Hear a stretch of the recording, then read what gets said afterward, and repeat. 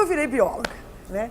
Eu acho que uma parte foi uma parte assim de eu sempre ter relacionado minha presença na natureza, o contato com a natureza, com coisas muito boas, memórias positivas e alegres que eu sempre tive. Apesar de ter sido uma criança criada em apartamento, eu tive a felicidade de ter uma tia muito querida minha, que nos momentos das férias escolares, ela sempre, eles faziam viagens, sabe como são os mineiros, vão para a praia do Espírito Santo. E minha família não era diferente. Essa tia gostava muito de mim e meio que me pedia emprestado aos meus pais durante as férias e me dava essa oportunidade de eu ter contato com outros lugares e com outros ambientes bastante distintos daquele que eu conhecia na minha vizinhança imediata. Então, esses momentos de poder estar no contato com o mar, com a praia, com os costões rochosos daquela região ali do Espírito Santo e mesmo o caminho que a gente fazia até lá, pelas montanhas, eu sempre tinha uma sensação de um puro encantamento. Eu achava a natureza era uma mágica, era um filme de você com aquela curiosidade de querer saber mais. Então, eu acho que essas coisas foram moldando meu interesse pela natureza e por aprofundar. Até que eu realmente entendi que a profissão que eu queria abraçar era a biologia, né? Eu queria estudar a natureza, eu queria saber mais sobre a natureza. Então, e foi puramente pelo prazer de construir conhecimento. Quer dizer, meu interesse era aprofundar e ampliar o conhecimento que a gente tinha sobre o mundo. Mas desde bem criancinha, eu também desenvolvi esse outro lado, que era o lado da biologia da conservação, que eu fui descobrir que se chamava biologia da conservação muitos anos depois. Mas que, na verdade, era o interesse pela conservação da natureza e a preocupação que a gente precisava cuidar melhor desse mundo e tudo isso. Então, na biologia, logo quando eu entrei, eu fiz parte da primeira turma de ciências biológicas da UFMG. Então, a gente sobrepôs um pouquinho com um curso que estava se encerrando aqui, que era de História Natural. A profissão de biólogo tinha sido regulamentada e a gente passou, então, a ter o curso de Ciências Biológicas. Uma das coisas que aconteceu, que eu me sinto muito feliz de ter tido essa oportunidade, é que, como foi uma época de transição e nós estávamos encerrando o oferecimento do curso de História Natural e iniciando o das Ciências Biológicas, o curso de História Natural ele era um pouco mais abrangente, ele era um curso um pouco mais generalista, porque dentro da História Natural a gente tinha a paleontologia, a gente tinha a geomorfologia, tinha toda a parte de solos, tinha a física. E já as ciências biológicas, ela era um pouco mais focada e trabalhava mais somente o mundo biológico. Então, eu tive a oportunidade de poder, durante a minha graduação, aqui na UFMG, de cursar essas disciplinas em outros departamentos. E logo eu me interessei muito pela espeleologia, que era uma grande paixão aqui em Minas Gerais, um estado que é super rico nessa questão das pinturas rupestres, da paleontologia com o estudo dos fósseis e também das cavernas.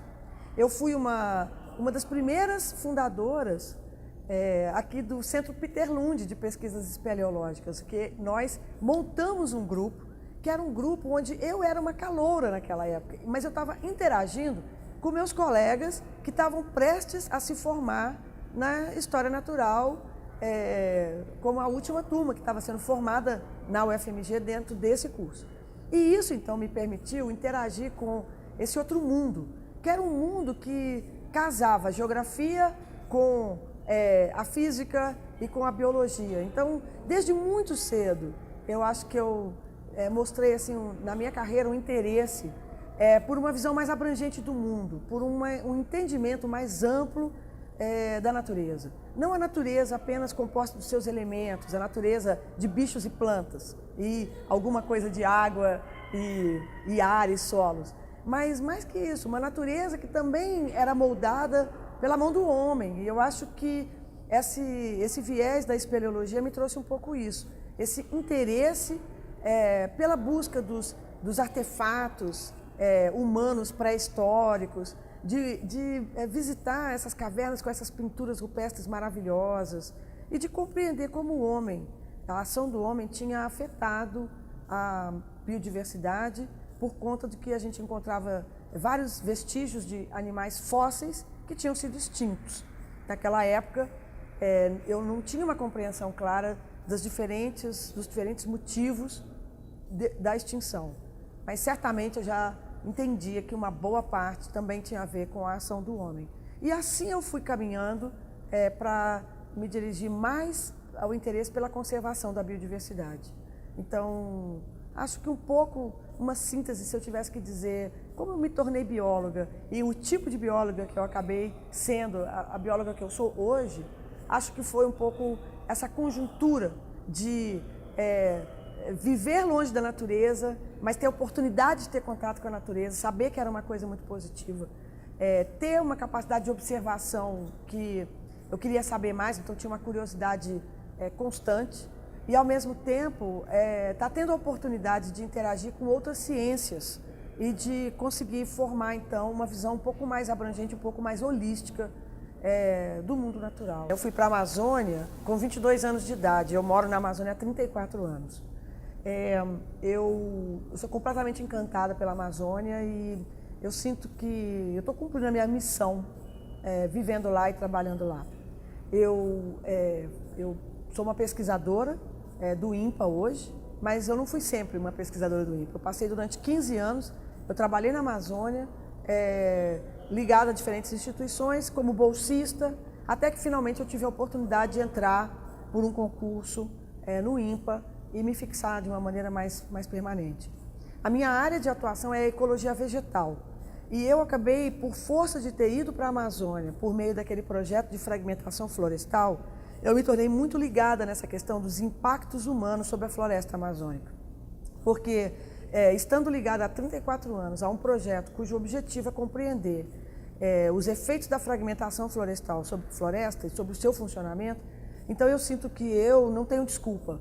Eu tenho todos os elementos e todas as informações necessárias para saber que a gente precisa agir e fazer alguma coisa para manter a Amazônia como uma entidade íntegra e que ela possa resguardar os processos ecológicos essenciais para que ela possa continuar funcionando como a entidade do mundo natural que ela é. O globo como um todo depende disso, mas esses são resultados muito mais recentes de grandes projetos de pesquisa na Amazônia, dos quais eu inclusive fiz parte e faço parte, que mostram como a Amazônia hoje ela tem um papel essencial nos grandes ciclos globais, principalmente os grandes ciclos climáticos globais. E a enorme preocupação com a vulnerabilidade que a região sofre devido à sinergia entre a mudança do clima, que cada vez mais a gente reforça com os dados e as evidências que ela é um fato, a mudança do clima e as alterações humanas que estão acontecendo lá. Quando existe essa sinergia, então você tem um resultado que é maior do que a soma dos efeitos individuais de cada um desses fatores. Então, eu e meus colegas que compreendemos a abrangência e o impacto disso, a gente tem um senso de urgência, porque nós sabemos o que está por vir, no sentido de que o que pode acontecer com o nosso país e com o mundo se a gente perde a Amazônia definitivamente. Então, eu acho que, de certa forma, hoje eu sinto que fecha um ciclo na minha vida, onde eu comecei lá atrás como aquela jovem estudante militando pelo direito de um lobo-guará poder ficar em pé e direto e reto numa gaiola, de você compreender essa conexão de que o indivíduo pode fazer uma diferença, que você nunca pode se omitir. Eu poderia ter me omitido naquele momento diante da distância que tudo aquilo era do meu círculo de poder, como uma estudante universitária numa outra cidade, numa outra região, e eu não fiz, e a gente conseguiu ter sucesso para que aquele animal pudesse ter uma situação de confinamento mais justo, mais humano, mais correto. mais apropriado. Então eu aprendi lá atrás, mas hoje eu trago isso para a minha atuação na Amazônia. Quer dizer, eu acho que nós devemos continuamente então estar alertando o mundo, divulgando, disseminando o conhecimento que a gente tem. Eu acho que por isso, talvez que hoje, neste momento, eu estou coordenadora de extensão do INPA, que é o setor do meu instituto, responsável pela divulgação científica, responsável pela educação ambiental e responsável pela disseminação do conhecimento que a nossa ciência tem reunido sobre a Amazônia. Então, eu sinto que é muito apropriado que, com toda a minha formação na pesquisa, eu como bióloga, eu esteja, nesse momento da minha vida, dedicando o meu tempo e a minha energia para contribuir para que mais pessoas compreendam a importância da floresta, a importância da Amazônia, o papel que ela tem no mundo e o que é que a gente precisa fazer para que ela não desapareça. E isso é o que me motiva e me tira da cama todos os dias quando eu acordo.